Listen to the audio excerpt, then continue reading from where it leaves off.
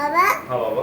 বাজি কিনবো। হ্যাঁ, ওই যে কালকে খেলনা ছিল, আজকে বাজি, বুঝতে পেরেছো? হ্যাঁ। আমাদের আজকের গন্তব্য বাতকুল্লা।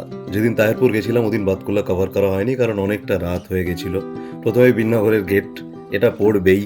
যাই হোক, একটু খিদে পেয়ে গেছিল। খাবার দাবার খেয়ে পুজো দেখাটা কিন্তু ভালো, তাহলে মন দিয়ে দেখা যায়, সেটা লাইটিংই বলো কিংবা ঠাকুর।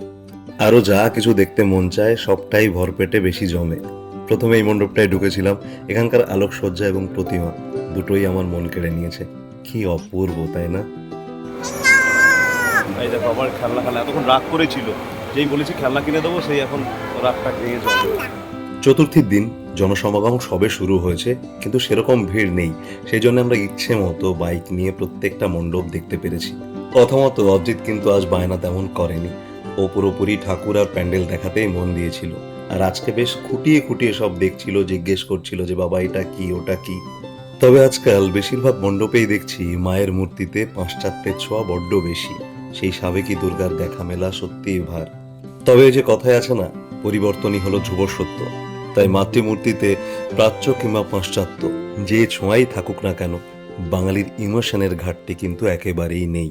রাত অনেক গড়িয়েছে, এবার ঘরে ফেরার পালা। তবে ফেরার সময় এক অপূর্ব মাতৃমূর্তি দর্শন হলো আমাদের।